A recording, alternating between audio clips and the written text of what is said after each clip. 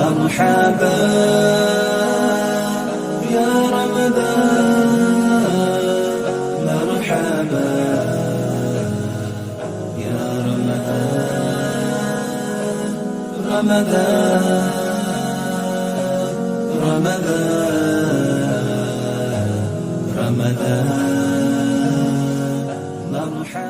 الحمدللہ والصلاۃ والسلام علی رسول اللہ. اما بعد، روزہ ہم سے کیا مطالبہ کرتا ہے؟ تو آج ہم حاضر ہوئے ہیں آپ کے سامنے روزے کی ایک ڈیمانڈ لے کر، روزے کی ایک چاہت لے کر. وہ ہے کہ ہم اپنی زبانوں کی حفاظت کریں. روزہ ڈیمانڈ کرتا ہے کہ لوگوں روزے کے ساتھ ساتھ اپنی زبان کی حفاظت مکمل طور پہ کرو. دلیل کیا ہے؟ نوٹ فرمائیں. دلیل بھی سن لیں اور نتیجہ بھی ساتھ سن لینا کہ جو حفاظت کر لے گا اس کو کیا ملے گا، اور جو حفاظت زبان کی نہیں کر سکے گا اس کا نقصان کتنا ہوگا. ایک ایک بات اختصار کے ساتھ. صحیح مسلم کے اندر حدیث ہے، سیدنا ابو ہریرہ رضی اللہ تعالیٰ عنہ فرماتے ہیں کہ رسول اللہ صلی اللہ علیہ وسلم نے فرمایا، اذا کان یوم صوم احدکم، کہ جس دن کسی بندے نے روزہ رکھا، روزہ رکھنے کے بعد فلا یرفث ولا یسخب، وہ کسی قسم کی بیہودہ بات نہ کرے، شہوانی بات نہ کرے، کسی سے جھگڑا نہ کرے، اپنی زبان کی مکمل طور پر حفاظت کرے. یعنی گندی باتیں، گالی گلوچ، یہ زبان سے قطعی طور پر نہیں کرنا جس دن روزہ رکھا ہوا، کیونکہ روزے کی یہ چاہت ہے. پھر نبی صلی اللہ علیہ وسلم فرماتے ہیں کہ فَإِن صَابَهُ أَوْ قَاتَلَهُ، کہ اگر کوئی دوسرا بندہ وہ اس کو گالی دیتا ہے یا اس کے ساتھ جھگڑا کرتا ہے، فَإِن صَابَهُ أَحَدٌ، اگر کسی نے گالی دے دی اس کو یا لڑائی کرنا شروع کر دیتا ہے آ کر، تو یہ روزہ دار کیا کرے؟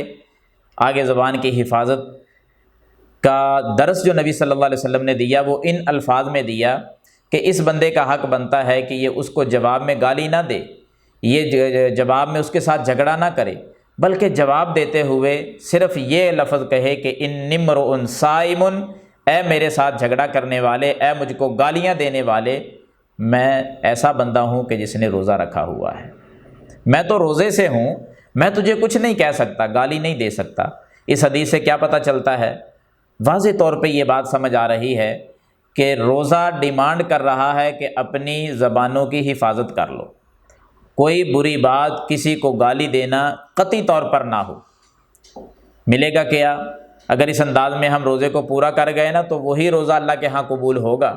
بہت ساری ایسی احادیث کی زبان کی حفاظت بہت ضروری ہے، بہت ضروری ہے. ان تمام احادیث پر عمل ہو جائے گا. من کان یؤمن باللہ والیوم الآخر فلیقل خیرا او لیصمت، فرمایا نا نبی علیہ السلام نے کہ جو آخرت کو مانتا ہے، اللہ پر ایمان رکھتا ہے، اس کا حق بنتا ہے کہ جب زبان کھولے تو خیر کی بات کہے یا پھر خاموش رہے. تو روزہ یہی ہمیں سکھلا رہا ہے. اور اگر عمل نہ کر سکے، روزہ رکھ کر بھی ساری زبان سے گندی باتیں نکلتی رہیں، گالیاں چلتی رہیں، جھوٹ جیسے ملعون افعال ہم سے ہوتے رہے، روزہ بھی رکھا ہوا ہے، تو پھر نقصان کیا ہوگا وہ بھی آپ نوٹ فرما لیں. وہ بخاری کے اندر حدیث ہے. سیدنا ابو ہریرہ رضی اللہ تعالیٰ عنہ ہی فرماتے ہیں کہ محبوب کائنات صلی اللہ علیہ وسلم نے فرمایا، من لم یدع قول الزور والعمل به والجہل، کہ جس بندے نے روزہ رکھ کر بھی جھوٹ بولنا نہ چھوڑا، زبان اسی طرح چلتی رہی، جہالت کی باتیں اس سے نکلتی رہیں، گالی نکلتی رہیں، گندی باتیں، شہوانی باتیں، سب کچھ زبان سے وہ بکتا رہا، روزہ بھی حالانکہ رکھا ہوا ہے. ایسے بندے کو کیا نقصان ہوگا؟ ایسے بندے کا کیا نقصان ہوگا؟ اللہ کی طرف سے اس پر کیا وعید ہے اس کے لیے؟ تو نبی رحمت صلی اللہ علیہ وسلم فرماتے ہیں، فَلَيْسَ لِلَّهِ حَاجَةٌ أَن يَدَعَ طَعَامَهُ وَشَرَابَهُ، اللہ تعالیٰ کو ایسے بندے کے بھوکا رہنے کی اور پیاسے رہنے کی کوئی ضرورت نہیں ہے. اس کا تو روزہ ہی قبول نہیں، وہ تو بھوکا پیاسا رہے گا، بھوک اور پیاس کے علاوہ اسے کچھ نصیب نہیں ہوگا. تو پھر ہمیں زبان کی حفاظت کرنا ہوگی نا. زبان کی حفاظت کریں گے تو بہت کچھ اللہ سے ملے گا، روزہ قبول ہو جائے گا.